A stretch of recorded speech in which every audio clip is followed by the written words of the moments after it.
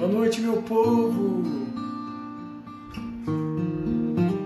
Vocês sabem que hoje nós teremos uma live especial. Receberemos aqui o pastor Hernani Santos para a gente falar. Será que chegamos no tempo do Apocalipse, ao fim? Enquanto ele vai chegando aqui, deixa eu cantar uma canção aqui. Ninguém gosta de silêncio infindável, nem cantar uma canção que não se acaba. O equilíbrio nessa vida é que a partida tem a linha de chegada.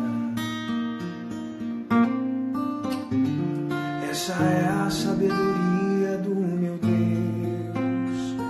que para tudo ele construiu um par. Se tem noite, tem dia, se tem sol, tem uma lua, se tem terra, tem mar. Tem que ter a sede para fazer valer a água, tem que ter tristeza para sorrir de alegria. Sentir a solidão faz ter sentido a amizade, e a morte faz a gente dar valor à vida. Tem que ter batalhas para que haja um vencedor, e onde há espinhos sempre haverá uma flor. A dor não é para sempre, a vida muda de estação. Para cada vergonha Deus dará dupla porção. Não pare, confia, que se hoje tudo tá difícil, amanhã será um novo dia. Pra dor tem alívio, porque as porções da vida estão na mão de um Deus que mantém tudo em equilíbrio.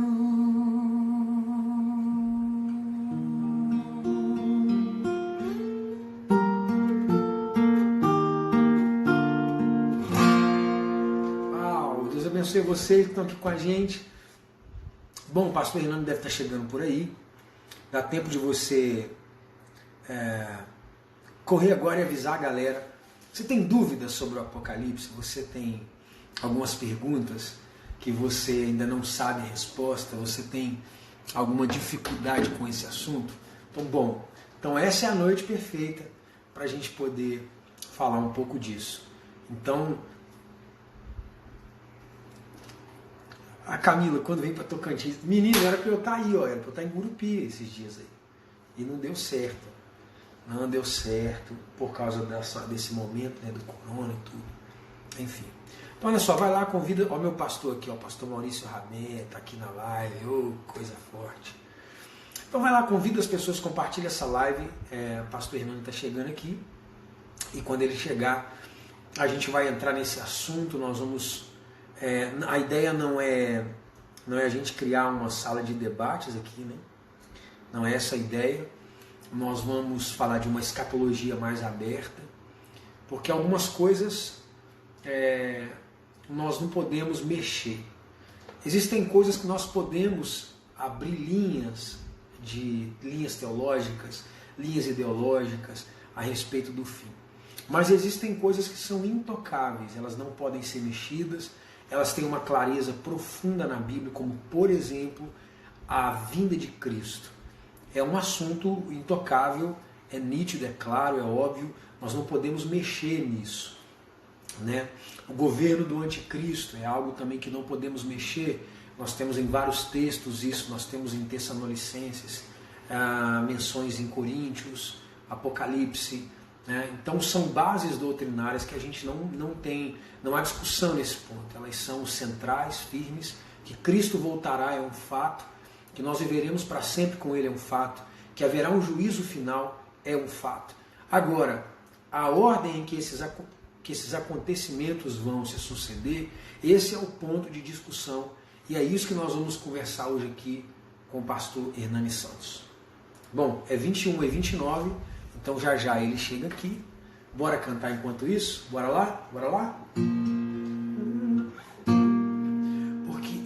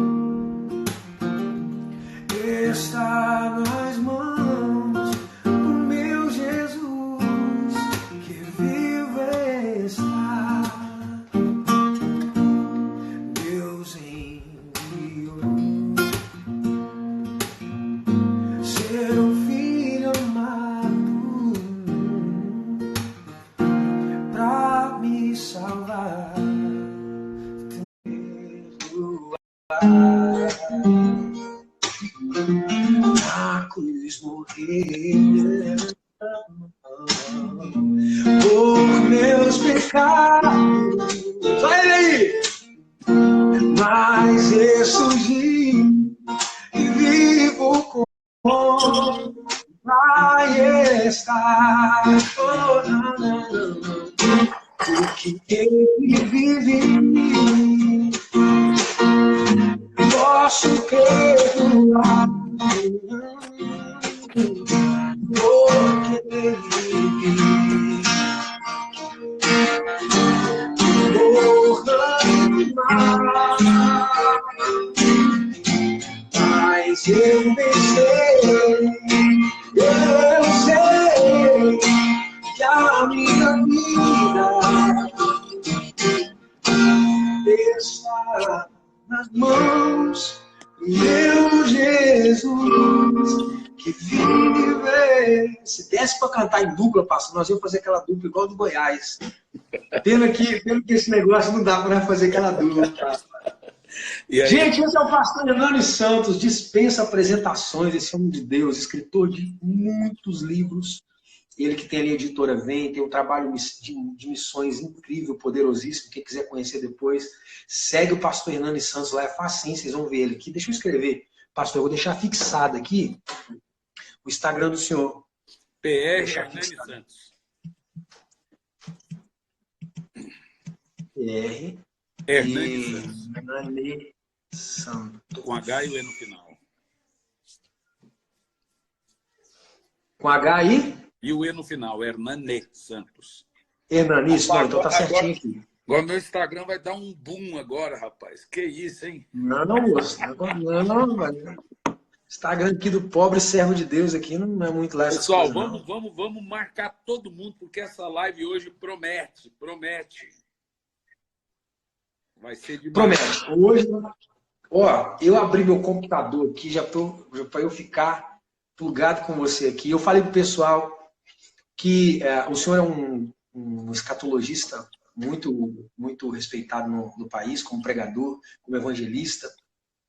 Eu gostaria muito que as pessoas conhecessem o ministério do senhor, né, que é um ministério extraordinário, tanto o lado evangelístico... Eu não acredito que tem gente perguntando qual é o meu time. Responde para eles aí, Lucas. Ah, meu irmão. Pastor Hernani é corintiano roxo. Sim, eu tenho todos os dedos na boca, rapaz. Isso aí não é convertido, isso é São Paulino, gente.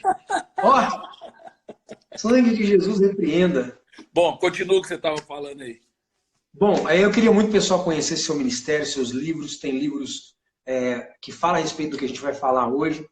E eu estava dizendo para a galera aqui o seguinte, que dentro da escatologia, a gente tem bases doutrinárias que são inquestionáveis, né? Como Jesus voltará, fato, não tem como se discutir. Juízo final, o governo do anticristo, né? Mas aí, como esses acontecimentos e a ordem em que eles acontecem é o grande ponto que todo mundo tem uma interrogação desse tamanho na cabeça.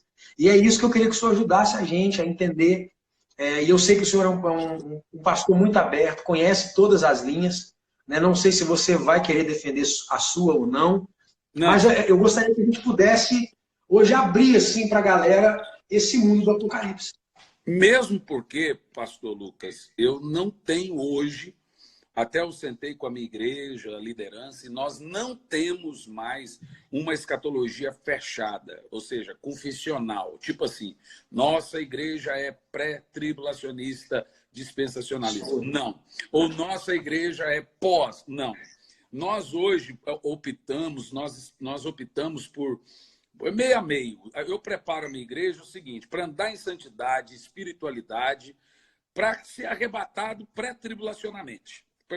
Tribulacionalmente, né? De forma pré-tribulacional. Mas também a gente tem que preparar as pessoas de forma emocional, psicológica, estarem fortes. E lhe explico o motivo. Teologia não é matemática. Teologia não está no campo da exata. Teologia está no campo da interpretação. é hermenêutico. E tudo que é hermenêutico é mais filosófico do que doutrinário. E lhe explico. Porque qualquer coisa que fica no campo da argumentação não é filosófico. Se você for analisar teologicamente falando, nenhum teólogo, quando vai fazer um debate teológico, ele debate citando Bíblia. Você não vence um debate, na Bíblia está assim, mas assim, não. Eles vão mais no campo da argumentação, que aí entra no campo da filosofia, do que qualquer outra coisa. E se está no campo da argumentação e da filosofia, no caso da hermenêutica, então não é exato.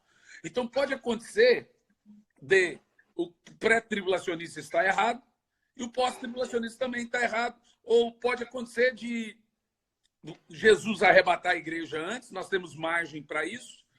Ou a igreja passar pela tribulação e Jesus arrebatar a igreja depois da tribulação, livrando ela da perseguição no final, também temos margem para isso. Diante desses fatos, eu prego e tenho ensinado, por confissão, inicialmente, ministério, eu sou de linha pré-tribulacionista, sou de confissional pré-tribulacionista. Mas eu acho muito salutar e plausível que a gente ensine a igreja a suportar. Pare para você pensar, se nós hoje temos irmãos, pastores, se Jesus perguntar para um pastor numa live aí, pastor, isso é sinal da volta de Jesus? O pastor, com todas as letras, diz, não é sinal da volta de Jesus, é louco. É louco. Não tem cabimento. Você pode dizer que Jesus vai voltar durante essa quarentena? Não pode. Pode dizer que ele não vai voltar? Não pode. Se Jesus vai voltar, nós estamos iniciando, isso é o início de uma tribulação? Não podemos dizer. Podemos dizer que não é? Não podemos dizer. Agora, eu estava ainda há pouco conversando com o pastor Maurício, seu pai e sogro, que ele vai me mandando as coisas e perguntando, eu estava dizendo a ele o seguinte, o cenário está montado para três coisas hoje. Três coisas. Você parou para pensar? Lucas, se você está na frente do computador, você e todos os nossos que estão fazendo a live e assistindo aqui agora, e live ficou um negócio concorrido demais, né? Tudo que a igreja e o pastor está online. Então, o cara conseguir ter um pouquinho de gente online hoje, o negócio está concorrido, o negócio está terrível. Mas se você puxar... se você puxar no Google, de quando em quando o mundo teve uma pandemia. A cada 100 anos tem uma pandemia que mata... Verdade, isso é verdade, eu já vi. Está acabando a bateria do celular. A cada 100 anos tem uma pandemia que mata a revoada, assim, certo? Agora, de quando em quando vem um avivamento no mundo também? A cada 100 anos. Agora, quem vem primeiro? A pandemia ou o avivamento? Aí vamos para o fator histórico. A escatologia ela é importante por isso. Sai um pouco aí, porque eu estou ligando o celular que está acabando a bateria aqui. Ó. Tá, ok. Pode organizar aí. Indo para o fator histórico, o pastor Lucas, toda vez que o mundo viveu o seu pior momento, foi o melhor momento da igreja. O pior momento do mundo sempre foi o melhor momento da igreja. No entanto, quando a gente diz melhor momento da igreja, não está dizendo aos olhos do imperialismo gospel, aos olhos do triunfalismo, aos olhos do coach. É aos olhos da Bíblia. Né? Okay. Aos olhos da Bíblia. O melhor momento no sentido de avivamento, colheita em massa, milagres, salvação em massa, derramado por até o próximo início, até o próprio início de Atos foi exatamente isso, né? Você estava a igreja explodindo, mas também a perseguição explodindo. Exatamente. Ora, a igreja nasceu de uma tragédia, a morte de Jesus. É verdade. O pior momento da igreja foi quando o seu líder maior morreu. E depois os seus líderes vêm morrendo. É o pior momento. Então, veja, vamos lá. Nós temos várias pestes importantes para você analisar o que eu estou falando. Temos a peste bubônica, a peste negra, que matou no mínimo 50 milhões de pessoas. Começou no final de 1300 e foi até 1500 alguma coisa. O que vem depois? Reforma protestante. Aí depois você tem, em 1700, você vê que o mundo viveu uma guerra massacrante, que foi a Revolução Francesa, a Guerra Napoleônica. Olha, das 10 guerras que a Europa fez com Napoleão, que era o Hitler da época, Napoleão venceu 9. Por incrível que pareça, Napoleão perdeu a guerra igual o Hitler, entrando na Prússia, na Rússia. Só que aonde nasce? O que acontece? Cadê a igreja? Bom, para você entender um pouco da história, como as tragédias do mundo e o avivamento são antagonismo, mas andam contemporâneos, é isso que é importante para você entender.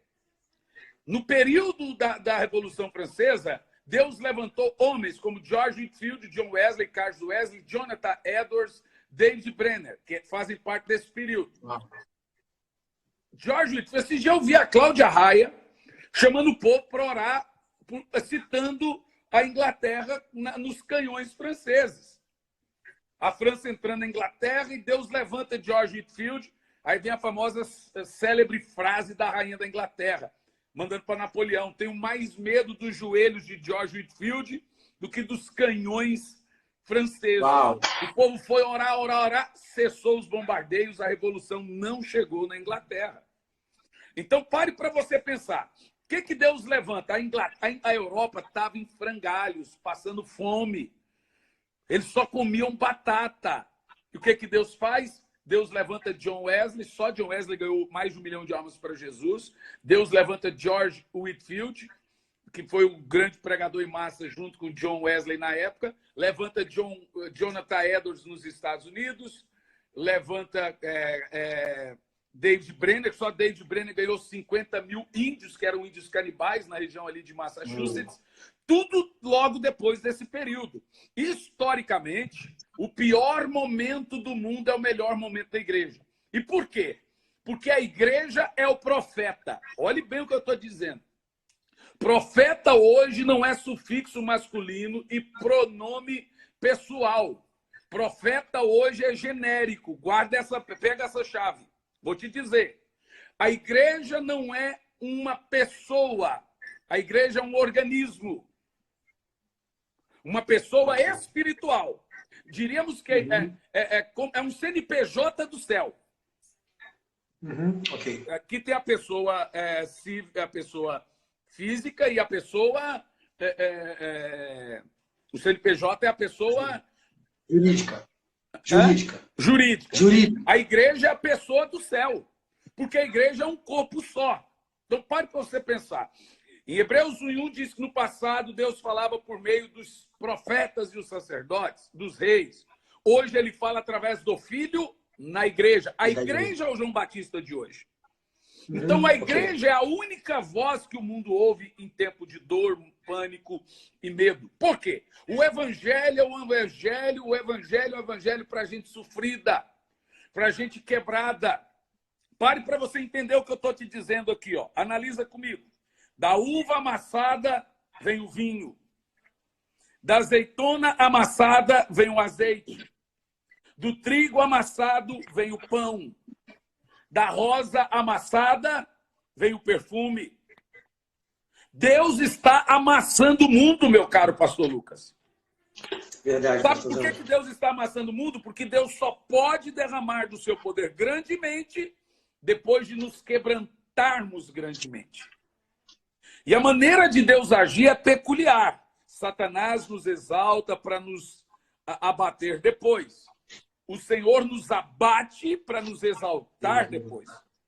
Deus trabalha em silêncio. Deus não prega com palavras, Deus prega com sinais. Deus prega com sinais. A Bíblia é um livro de sombras. Eu estou certo ou estou errado? Totalmente certo. Então, como que Deus pregou o Novo Testamento para nós? Com histórias, verdades. Diríamos que o Velho Testamento é o Novo Testamento em quadrinhos. Sim. Então, verdade. como que Deus pregou o Evangelho para nós? Com sinais e histórias. Deus prega para o mundo com histórias e sinais. Deus está falando com o mundo. Nós estamos vendo isso está muito claro. Pastor Lucas, nós estamos vendo um acelerar do profético no mundo. O profético acelerou. Imagina que nós estávamos num trem, um trem-bala lá na Europa, que vai a 300 quilômetros, mas imagina que esse trem poderia ir até 600, mas ele não está com pressa, mas de repente ele atrasa. Então ele acelera. Nós estamos com o profético, ele acelerou. essa situação acelerou o profético. Nós não sabemos o motivo, mas alguma coisa fez o profético acelerar. Alguma profecia que se cumpriu fez o profético acelerar. Então, pare para pensar hoje os cenários que nós temos no mundo. Todos os 3 cenários que nós temos são cenários apocalípticos. E não tem mais de 3 cenários. E anota isso aí, grava no seu celular e cobra de mim depois. Desses 3 cenários, um vai acontecer nos próximos meses. Eu vou dizer de novo. Dos 3 cenários que nós estamos vivendo, um vai acontecer nos próximos meses. São 3 possíveis acontecimentos. Um deles é fato. Um deles é fato. Pode cobrar de mim. Desses 3 cenários, um irá acontecer nos próximos meses. É isso aí, não tem como fugir. Não há outro cenário. Primeiro cenário. Se você é de uma linha pré-tribulacionista, a igreja será arrebatada. Esse é o primeiro cenário. Por quê? Porque o cenário, nós temos um pano de fundo para o arrebatamento. O cenário está montado para o arrebatamento. E por quê? Se o anticristo vai vir, se vai vir uma ordem mundial, uma moeda única, se vão dar resposta para a pandemia e você crê e realmente o pré-tribulacionismo estiver certo, Jesus tem que arrebatar a igreja daqui a alguns meses. Exatamente, concordo. Não certo. tem tempo hábil para Jesus arrebatar a igreja daqui a 5 anos. Concordo. É ou não é? Mas se você... Esse é o primeiro cenário. No entanto, nós temos um cenário montado para o arrebatamento. Por quê? Porque o arrebatamento é o Senhor escondendo a igreja. Mandando ela agora se calar, é hora de parar de pregar, é hora de ficar quieto e esperar o arrebatamento. Vai, povo meu, entra nos teus aposentos até que se passe a ira. Os aposentos é o mesmo aposento de João, capítulo 14. Eu vou para o Pai preparar aposento, preparar lugar. Então, de acordo com a linha pré-tribulacionista, esses aposentos seria o céu. Ok? Pronto. Okay. O cenário está montado, sim, para o arrebatamento. Agora, por que Deus está amassando a igreja? Porque senão seria uma catástrofe o arrebatamento. Então, Deus está trazendo um despertamento, e nós estamos vendo esse despertamento. Nas casas. Porque, muitas vezes, o nosso cristianismo, ultimamente, ele era terceirizado. Nossa fé é terceirizada, nossa devoção é terceirizada. Ela funcionava a nível de instituição. Se a igreja faz uma campanha de oração, eu oro. Se a igreja faz uma campanha de leitura da Bíblia, eu oro. Mas na maioria dos crentes, nas casas dos crentes, não há um altar para Deus instalado na sua casa. E essa situação está fazendo mudar isso. E agora veja bem os cenários que eu estou montando, e um desses cenários vai acontecer nos próximos meses. O segundo cenário, se você é de uma linha pós-tribulacionista, eu diria meio a meio, nós estamos com o cenário montado para o anticristo. Gente, como as pessoas não estão vendo isso? Me explica. É muito claro que nós estamos com o cenário montado para o anticristo. E veja você o seguinte, pare para pensar o seguinte.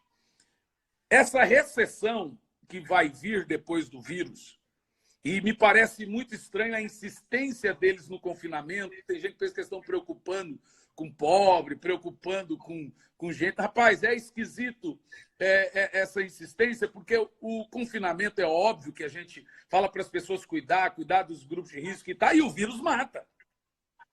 Só na Itália ontem quase 1.000 mortes. Nós estamos falando só na Itália, no dia. Então, tá aí, ele mata, é um vírus.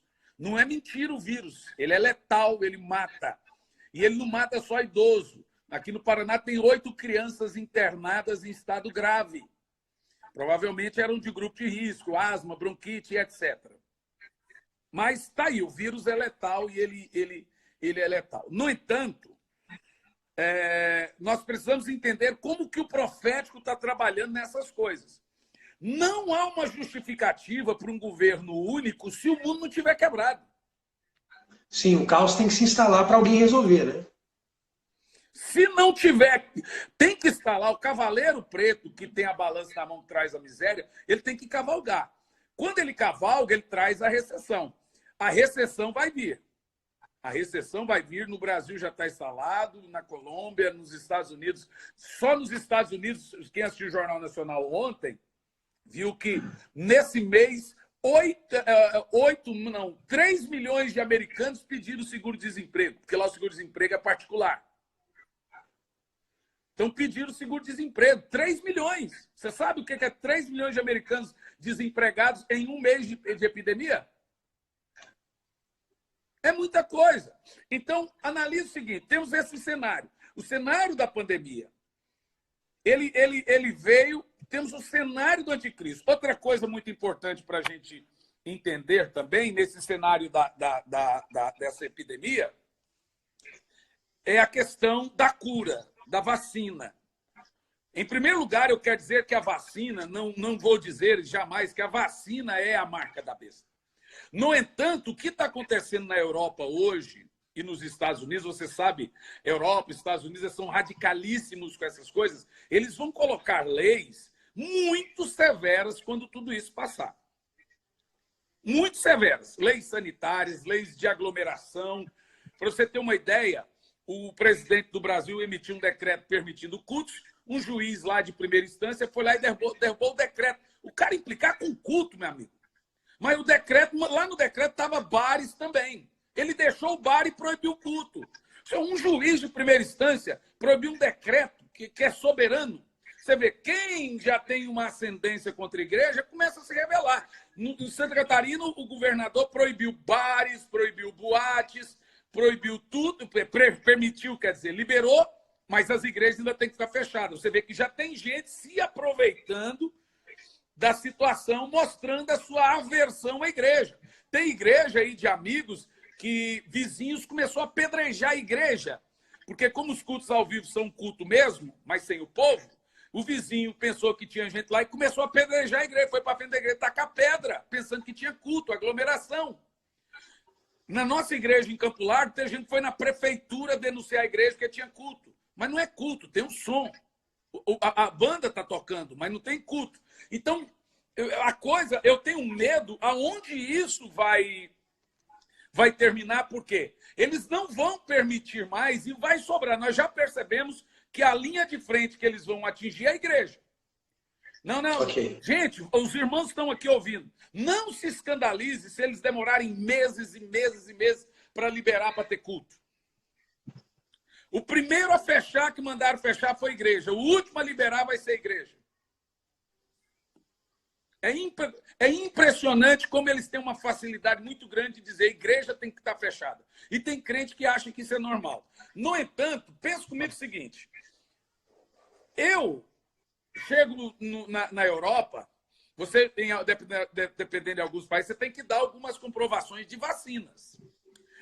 Ninguém, veja, a marca da besta pode comprar ou vender se tiver a marca da besta. Não estou dizendo que a vacina seja, mas vão tirar em tese, hipoteticamente falando. O cara chega lá, prova aí que você é vacinado, não sei o que, senão você não pode entrar no país, senão você não pode comprar, senão você não pode vender. Olha, eu só posso fazer se você me dá sua carteira, sei lá, de vacinação, da vacina. Ou eles podem usar isso sim para pôr um chip, para o chip comprovar que a pessoa é vacinada. Vai ter atitudes severas sanitárias para o mundo agora. Vocês podem contar com isso. Pode contar com isso. Então, o cenário ele está montado para o anticristo, sim. Ele está montado, só um pastor louco e irresponsável que não está... Irmão, você não precisa conhecer da Bíblia ou do Apocalipse para falar, gente, eu não tenho muito entendimento escatológico, mas olha, isso tudo são profecias se cumprindo. Gente, vamos buscar Deus, que Jesus está voltando. É o suficiente preparar o povo. Agora, você chegar ali e dizer assim, isso não tem nada a ver com Apocalipse, isso é uma coisa normal do mundo. Um terremoto de 7,5 na Rússia e na Croácia em menos de 2 dias, e mais pandemia, e mais 200 milhões de gafanhotos. É coisa normal, gente? Não, meu Deus do céu, isso aí é o princípio das dores, está aí. Está aí o trem. Então, esse cenário do anticristo, ele está montado. Quem é o anticristo? O anticristo é um poder político, ele é um gênio da política. Então, ele é um cara que é indicado pelo poder religioso. Uma força religiosa, que a Bíblia chama de falso profeta, ele indica a força religiosa, a força política. Então, ele vai ser uma indicação para resolver a crise do mundo.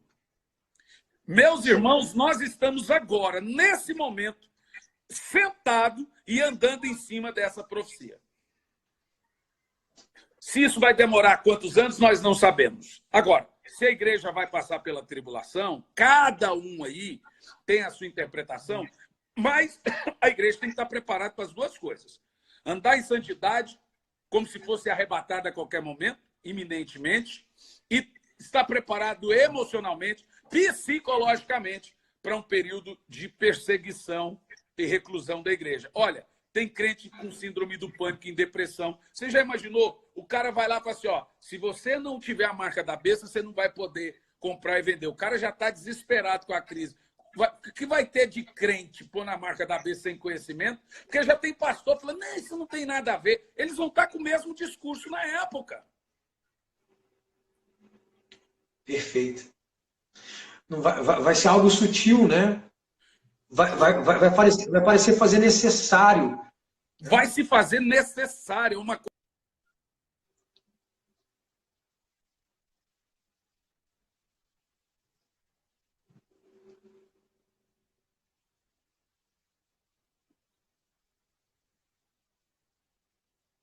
Não sei se para você, para mim tá travando aqui, gente. Tá travando aí para vocês também? Ou só para mim?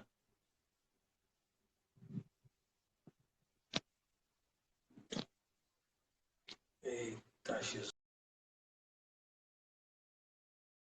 Não, Senhor, não deixa travar não, Jesus. Espera aí, volta.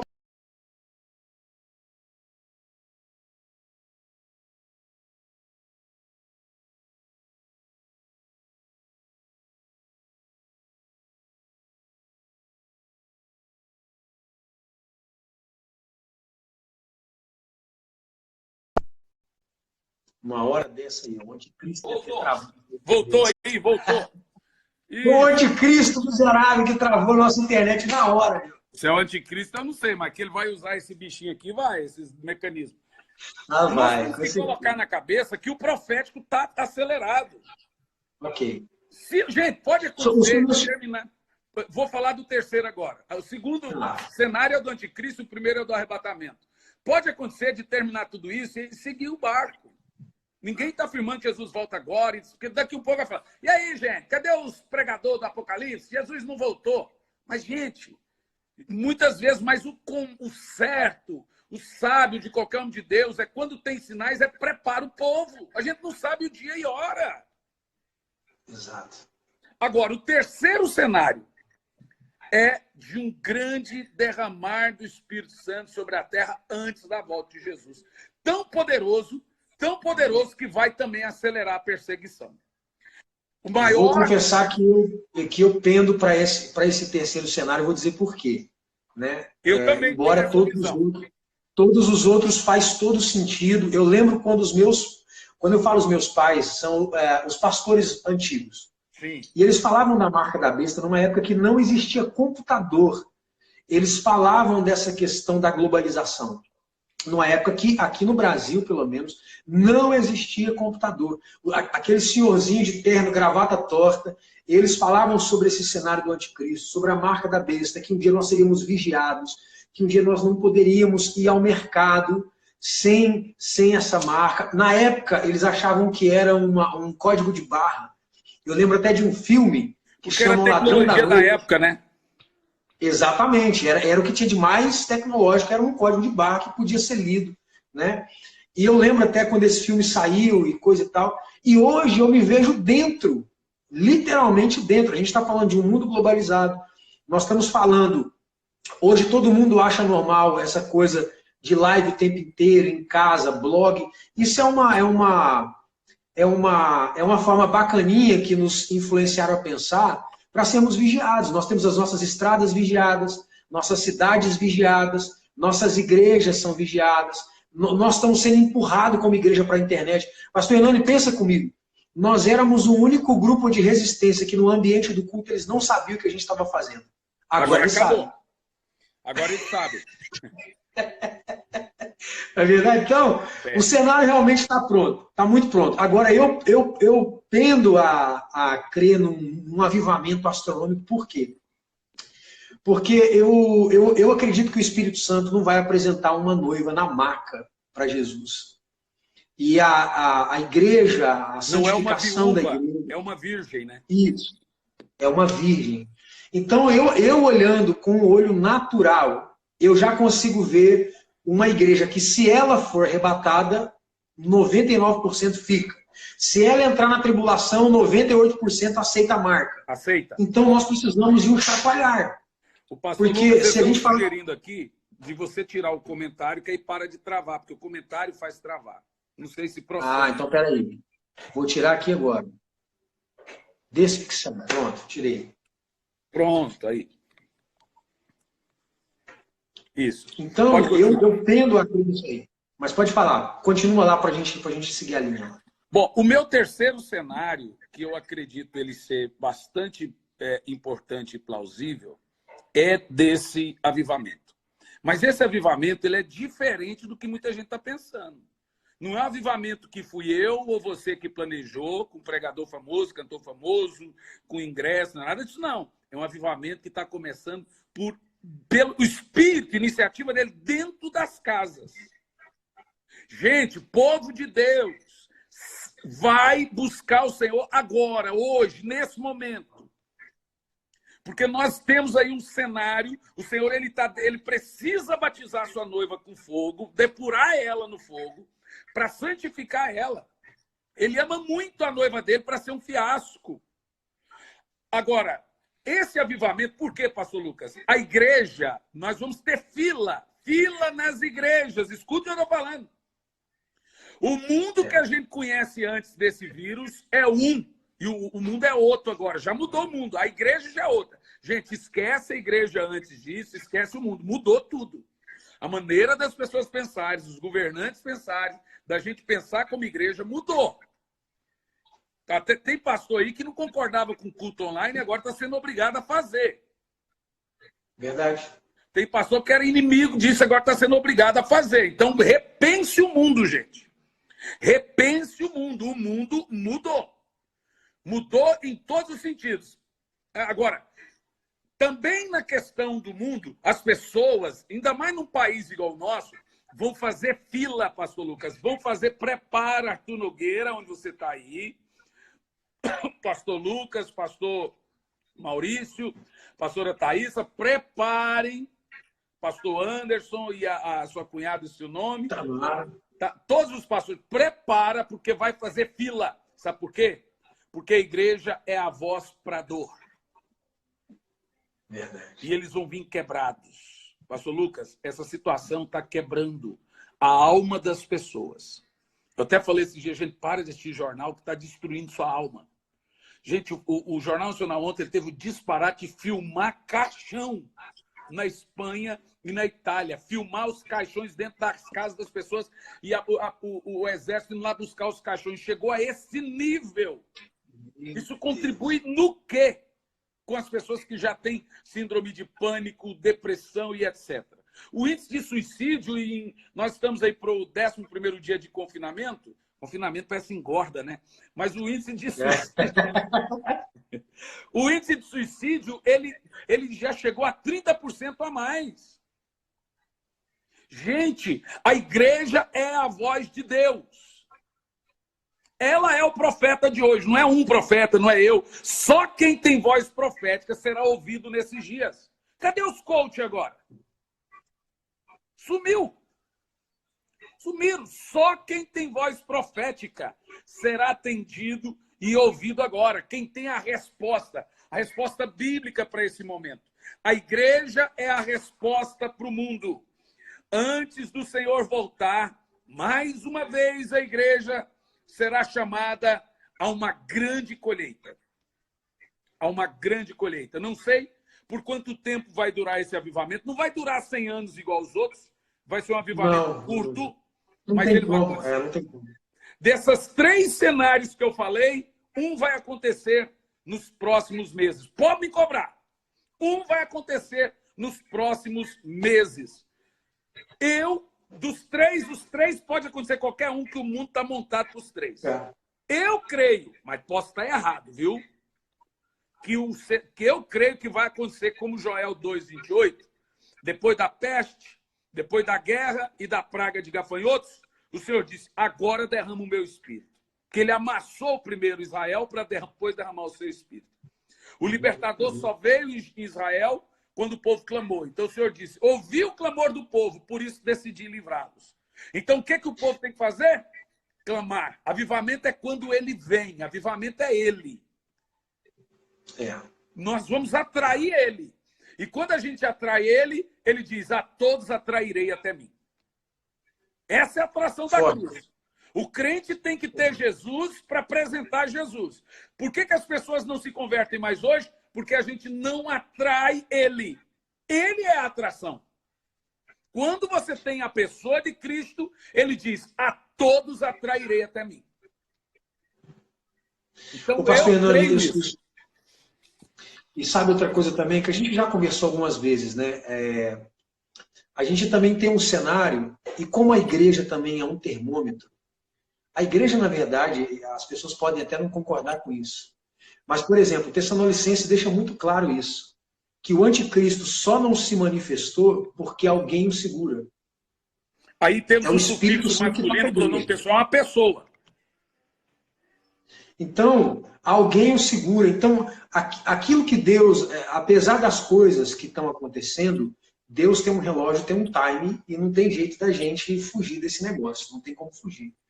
E eu às vezes me pego pensando, e você, acho que você pensa a mesma coisa, e isso aqui não é um saudosismo, né? Nós saímos de uma geração que, apesar dos excessos doutrinários, que apesar de uma série de coisas, nós não podemos negar que nós tínhamos uma igreja que qualquer um que olhasse sabia que havia uma igreja fiel ao Senhor. Que era crente. Crente. Ali é crentinha, aquele é crentinho. Não tinha jeito, né? Aí passou-se, houve uma transição. A geração que foi surgindo na sequência disso, em função dos excessos, de não suportar né, as doutrinas, aí uma geração que se sentiu presa começou a pregar uma liberdade absurda. E todo escravo, eu penso que todo escravo, eu olho por Israel, eles não sabem lidar com a liberdade. Escravo não sabe ser livre, a não ser que ele troque a mente. Porque Israel lá no deserto mostra pra gente que eles não sabem lidar com a liberdade. Eles eram um povo, tinham a mesma oração até o dia que saíram do Egito. Saíram do Egito, acabou. Perderam o propósito, perderam a fé que tinha, perderam tudo. Querido, né? a graça é uma mensagem para gente madura.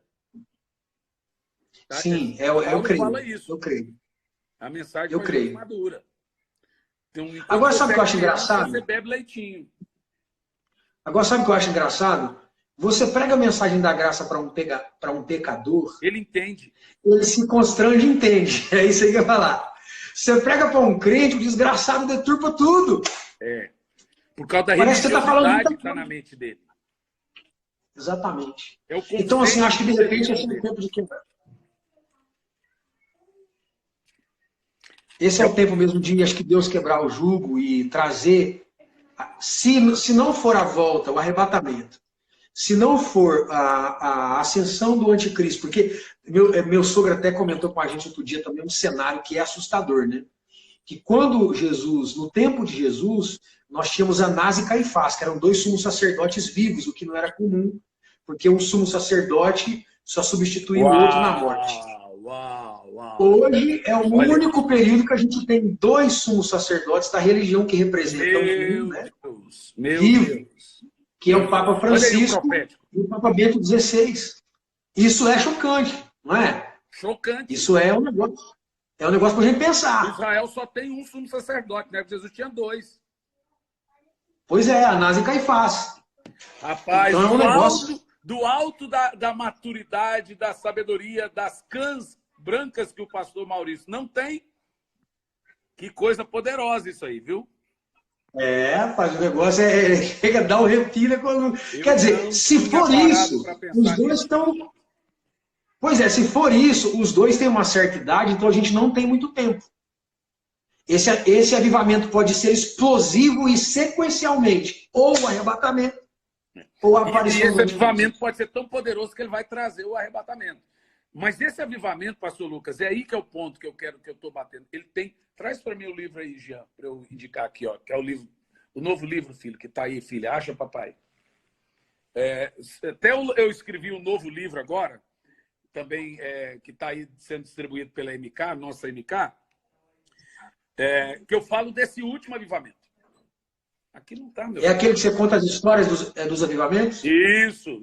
O livro se chama... Eu acho que você até mencionou, que eu achei chocante também a questão da Rua Azusa, né? No mesmo período, Isso, antes aqui, da... Ó, irmãos, transferência de unção. Aí tem uma frase aqui, ó. Eu me coloco em chamas e o povo vem para me ver queimar. John Wesley respondeu para George Whitefield. George Whitefield perguntou, por que as multidões te ouvem? Ele disse, eu me coloco em chamas e o povo vem para me ver queimar. Aqui eu falo... É forte ou não é? Aqui eu falo desse... É a história do maior avivamento da Terra. O maior avivamento da Terra é nosso. Mostra pra gente o livro, pastor, por favor. Mostra o livro pra gente. Você pode só para o pessoal ver a capa. Plataformas digitais ou no site da editora vem.com, chega na sua casa. Transferência de unção. Aí tá espelhado, então fica ao contrário, né? Tá, não, sim, ok. Depois eu vou postar a foto aqui, o senhor me manda. Isso, você posta aí, ó. Está sendo distribuído em plataformas digitais, transferência de unção, só digitar o meu nome. Bom, o que eu estou dizendo é o seguinte. Rapaz, você falou um negócio aí de Anás e Caifás que eu tremi inteiro. É, muito forte. Pastor Maurício que fala eu não isso. Sei, rapaz, agora fiquei na inveja do pastor Maurício. Como é que eu não percebi isso antes, rapaz?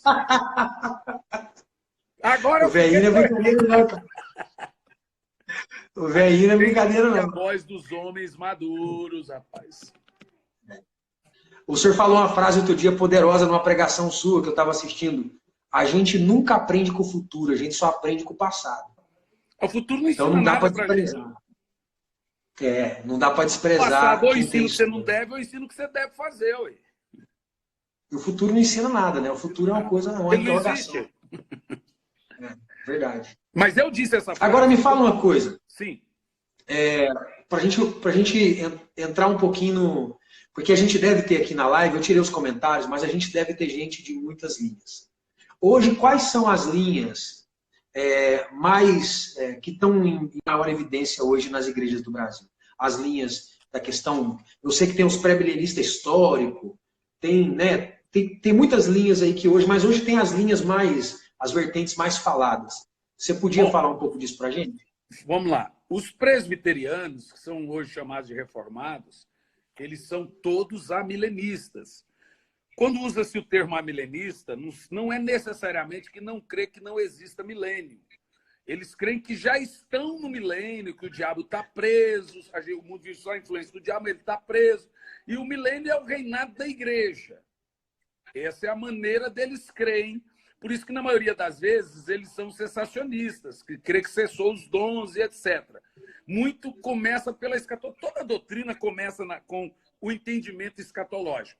E aí vem os pós-milenistas. O pós-milenista é filho, teologicamente falando, do amilenista. Só que ele crê que a igreja implanta o reino de Deus na terra e ela vai melhorando o mundo, não vai tendo favela, ela crê numa transformação social.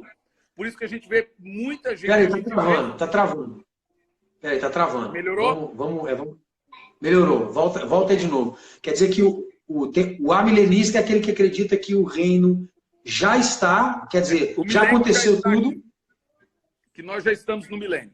Essa é uma doutrina católica. O católico crê nisso. A igreja católica, ela crê que é o reino de Deus na terra. Por isso que se benze e etc.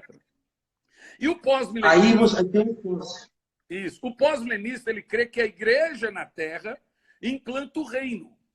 E aí o mundo vai melhorando, melhorando, até Jesus voltar. E existe o pré-milenista, que crê que Jesus volta para estabelecer o reino milenar literal, que é a linha que eu creio que é a que faz mais sentido. Pronto. Então vale a pena ressaltar que essa linha pós-milenista, eu tenho percebido hoje, principalmente nas É a que churches, mais está famosa. É uma linha muito forte. O pós-milenismo hoje é a onda da vez. Você tem gente poderosa que é pós-milenista, diz Scooter. Por isso que eles creem que é a cultura do reino, que você vai culturando o mundo nas universidades, etc. Isso é o pós-milenismo. Que a igreja ela deve estar em todos os segmentos da sociedade, porque a igreja que traz o reino na terra, então ela tem que trazer esse reino. Então, as músicas muito estão em cima disso, governo da igreja, governo do justo, e etc. Aquele da Bethel Church, como é que chama o pastor da Bethel Church, rapaz? Bill Johnson prega muito sobre isso. No Brasil, nós temos o bispo J.B. Carvalho, que é um pós-milenista, que crê que a igreja... Eu acho que o Theo também é, né? Quem? O Theo acho que é também. O Theo também. Ele pega a linha da Bethel, né? Então, ele também é pós-milenista. A gente não está aqui para dizer o que agora é uma certo, pergunta. estamos aqui apresentando as linhas. Não, sim. Então, agora uma pergunta. Os pós-milenistas, no caso, como eles vão estabelecendo o reino, se anula o retorno de Cristo, a volta de Cristo, ou não? Tem um arrebatamento também? Não. Eles não creem no arrebatamento iminente, obviamente. Eles creem eles não creem que o anticristo é uma pessoa, porque aí não faz sentido o caos, não faz sentido a piora. Eles creem que a coisa vai ficando, o reino de Deus vai ficando, e automático é um reino de Deus sendo culturado em fases, chegando ao ponto a igreja avançar tanto, que aí ela engoliu em todos os sentidos da sociedade o mundo. Então, no caso aí, o anticristo não é uma pessoa, é só um espírito, para o pós-milenista, e a tribulação para eles foi para aquela época. Isso também é chamado de preterismo parcial. Eles creem que Jesus vai voltar, mas só depois que a igreja avançou e culturou o mundo, né? Eu respeito tudo isso, obviamente. Cada um tem uma linha. Como eu já disse, a teologia não é exata. Mas essa doutrina do pós-milenismo, que hoje é chamada de preterismo parcial ou escatologia triunfante, né, é mais o termo usado famoso hoje, ela era muito famosa antes da Primeira Guerra. Todo mundo pregava isso. Martim Lutero queria nisso, etc. Então, só que ao que veio a Primeira Guerra, eles foram abandonando, porque as coisas não foram melhorando, as coisas foram piorando. Aí veio a Segunda Guerra, aí piorou de vez, aí 99,% dos teólogos na época abandonaram a linha pós-milenista, perceberam que o mundo iria piorar, e ele estava piorando. E agora piorando ainda. O que eu sempre percebo, que essa situação, aí quando você vai conversar com o pós-milenista, ele vai dizer, mas isso sempre aconteceu. Gente, você não pode minimizar um tempo profético desse. A coisa está... Vamos lá, pastor Lucas. Qual é a chance de daqui 5 anos o mundo estar melhor? A olho humano, nenhuma. Então pronto, tá assim. O mundo ele vai piorar. E a tendência é ficar tão pior, beirar o caos. E esse caos aí, gente, vai acontecer aí em alguns meses, viu? Eu não quero que você fique ansioso, você é um servo de Deus, mas isso tudo é profético e previsto. Então, você não tem que ficar cobrando de Deus, porque isso aí está escrito. Então, você tem que se preparar. Temos aí também a festa de 70 anos, né? De Israel também. É um negócio chocante, bem agora, o número 70 na Bíblia. Olha, profético acelerando ou não está? Então, você vê que coisa tremenda, rapaz. E aí vem as linhas futuristas. O que é a linha futurista? O futurista ele se divide em 3 linhas, o pré, pós e o meso-tribulacionista. A diferença é que o pré-tribulacionista, que é a esmagadora maioria, crê que a igreja não passa pela tribulação, ela é arrebatada antes. O meso-tribulacionista crê que a igreja é arrebatada logo que terminar a paz, 3 anos e meio, a igreja é arrebatada. O pós-tribulacionista crê que a igreja passa, ela é depurada pelo fogo, ela passa pelo fogo, ela sofre no fogo, e aí Jesus arrebata ela no final e tem as bodas, né? E aí vem depois o Amargedon e o Gog e Magog, tudo ali no mesmo tempo. Uma coisa eu entendo, gente, a gente não lê o Apocalipse de forma cronológica. O Apocalipse não é cronológico, nem Mateus 24. Em Mateus 24, Jesus responde 3 perguntas e não responde de forma cronológica. Então, alguém me perguntou, pastor, a gente pode estar já entrando na tribulação? Pode sim. Mas a gente já está na tribulação? Não sabemos. Eu só sei te dizer uma coisa. Se isso não é a tribulação, é a amostra grátis dela. É verdade, é verdade.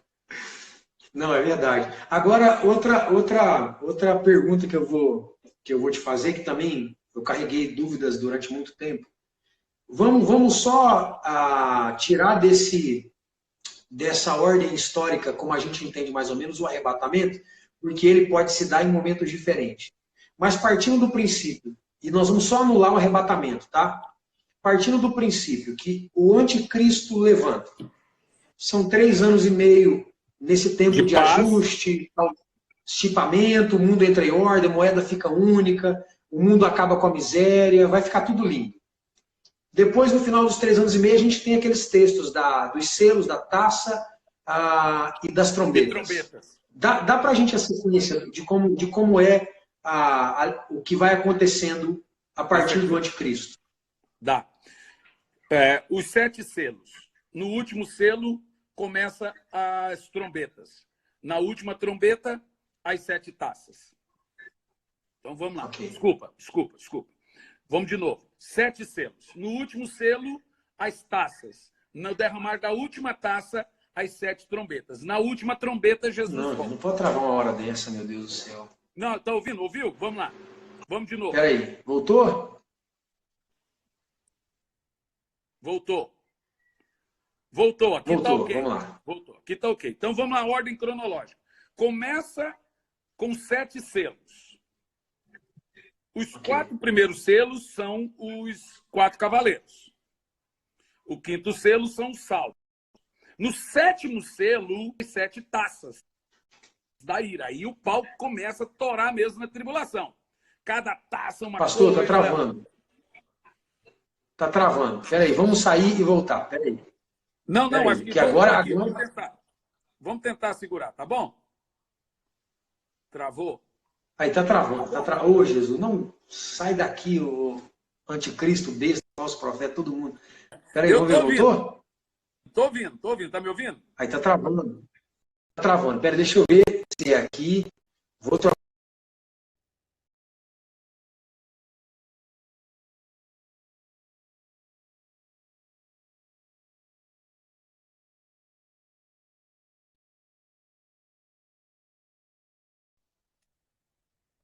Pronto, tá bom aqui? Tá bom? Tá bom? Então vamos lá. Primeira ordem cronológica da tribulação são os selos. São 7 selos, 7 taças, 7 trombetas. É fácil entender o Apocalipse. O Apocalipse ele é literal. Ele é literal. Você só precisa... O próprio Apocalipse explica os símbolos. Então, se você ler o Apocalipse, ele explica no mesmo texto os símbolos. São 7 selos. No último selo aberto, vem as 7 taças. Nas 7 taças, aí o pau começa a torar mesmo, a derramar mesmo na tribulação. Aí a terça parte do mundo morre, a terça parte dos animais morrem, e etc. Aí vem as taças da ira de Deus, são 7 taças. Na última taça, vem as 7 trombetas. Na última trombeta, Jesus volta. Então, 7 selos, 7 taças.